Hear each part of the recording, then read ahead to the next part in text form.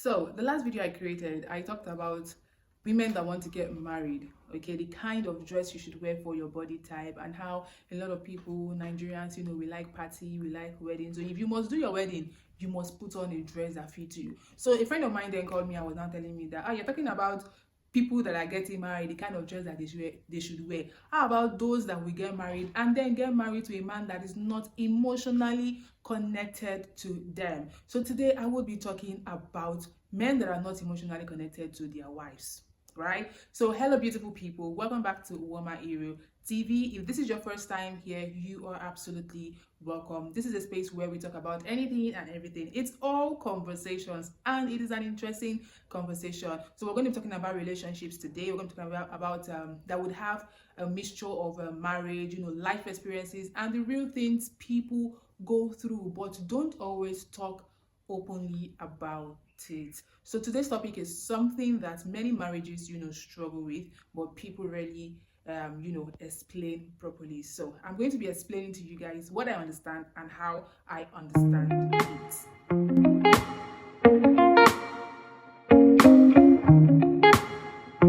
Now, we are talking about how to connect with your husband emotionally. Many women will say, my husband provides, my husband is responsible, my husband is hardworking, but deep down, they still feel emotionally distant from him. Why is that so? Why does that happen? Now, the truth is, emotional connection is what makes a marriage feel alive. Without it, two people can live in the same house and still feel like strangers, and that is not a healthy relationship. That is not a healthy marriage. So today we're going to talk about it, why emotional connection matters in marriages, why many couples slowly lose it without even knowing about it, practical ways to reconnect with your husband, and a real life experience that shows how some things can change for the good in your relationship. So let's relax, grab a drink, maybe a water, a chilled cold water, or a Pepsi or a Fanta, and let us talk.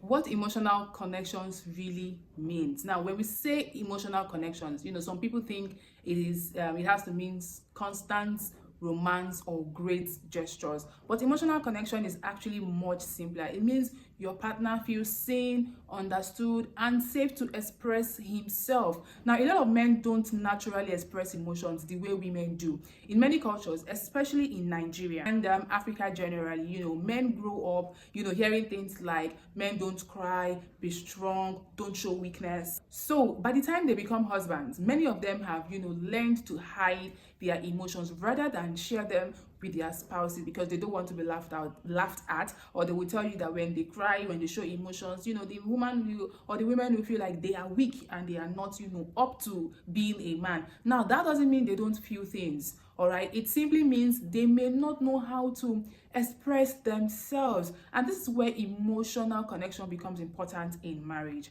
So I'm going to talk about why many couples lose emotional connections. Let's talk honestly here, right? Many marriages don't lose love, they lose communication and attention. Life happens, a lot of people know this. Don't just get into marriage and you think you're getting in for the perfect things of life to happen. Life will definitely happen. Work becomes demanding, children comes into the picture, financial responsibility also increases. Before you know it, the conversation becomes limited to things like, what did the children eat? Did you pay the electricity bill? Who is picking up the kids from school? And that can be a lot.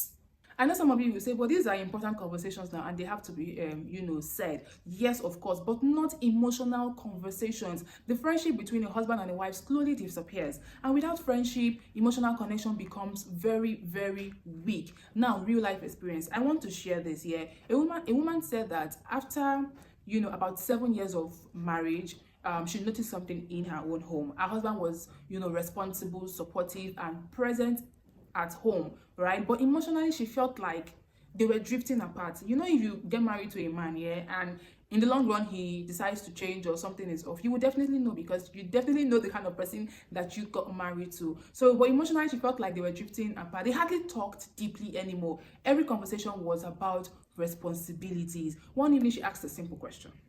And she said, when was the last time we actually sat down and talked like friends? If you're married and you did not get married to your friend, it will be difficult for you to understand when a man is drifting away from you.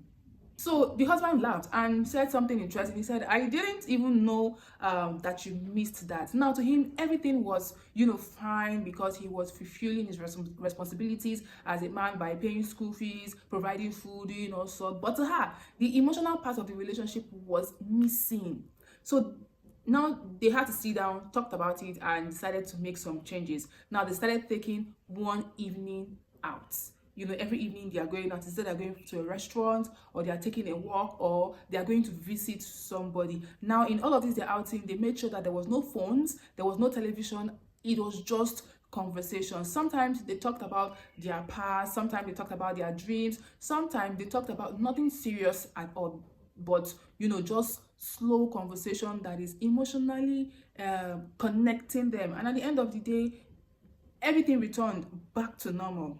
So now let us now talk about how you can connect emotionally with your husband. Okay, first, listening without judgment. When your husband talks about work stress, work issues, or even mistakes, try to be a good listener instead of the type that would want to judge him, because when you judge him, he would not feel comfortable in discussing things with you. If he's stressed at work, he will come back at the end and say, why would I even discuss with this woman when at the end of the day this woman will not give me a listening ears? All she will do is to judge me. Now, second is showing appreciation. No matter how little it is, always show appreciation to your husband. It will ginger him or give him that encouragement to want to do more for you. So simple words like, I appreciate how hard you work for the family, and how you strengthen the emotional connection.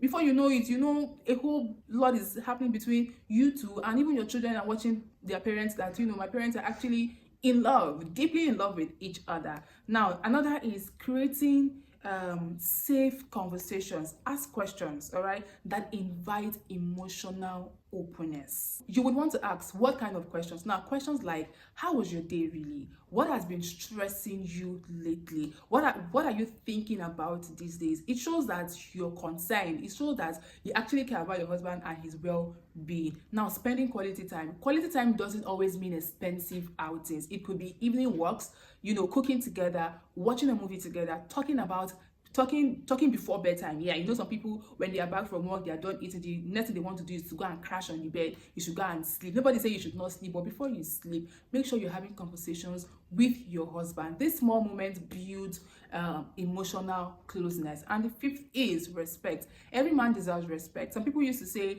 if that no man wants men actually want respect more than love. So every man feels respected in his home. And when he feels respected in his home, he feels emotionally connected and open to the wife. Now, emotional connection goes both ways. I'm not just saying this just for men. If you're expecting your wife to be like this towards you, you should also be able to play same role with her. That is what I mean by emotional connection goes both ways. So a healthy marriage happens when both people care about understanding each other. So if you want emotional connection, you must also be emotionally available. Share your thoughts, share your feelings, be honest about what you need, because emotional connection grows when two people feel safe with each other. Now, small habits that strengthens emotional bond. What are these small habits that will strengthen your emotional bond at home? Here are some small habits that strengthens your emotional bond. Number one is greeting each other warmly when you meet, checking in during the day with a simple message. You can either send a message or you can call to find out how your spouse is doing. Laughing together, always find moments to laugh, to shine your 32.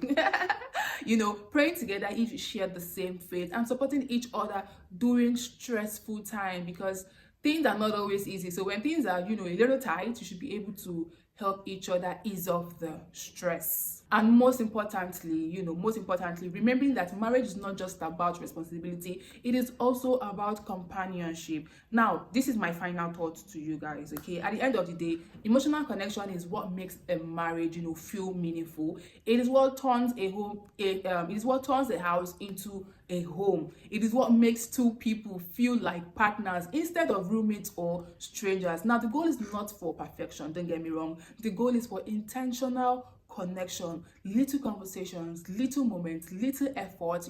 Over time, those small things create a strong emotional bond. And I'm pretty sure that we've all learned a whole lot together. And If you get married, or if you're married, you would know how to handle lack of emotions in your marriage. If it's your husband that is showing it, or if it is you that is showing it, always make sure you're going to resort to, having a meeting, have conversations with your spouse. What is the problem? Show concern, show interest, care, be a good listener, and you're going to have a beautiful, beautiful, beautiful wedding. So thanks for watching. We've come to the end of today's episode. Please do not forget to subscribe, do not forget to like, do not forget to share till I come your way next time. Lots of love from me. Bye.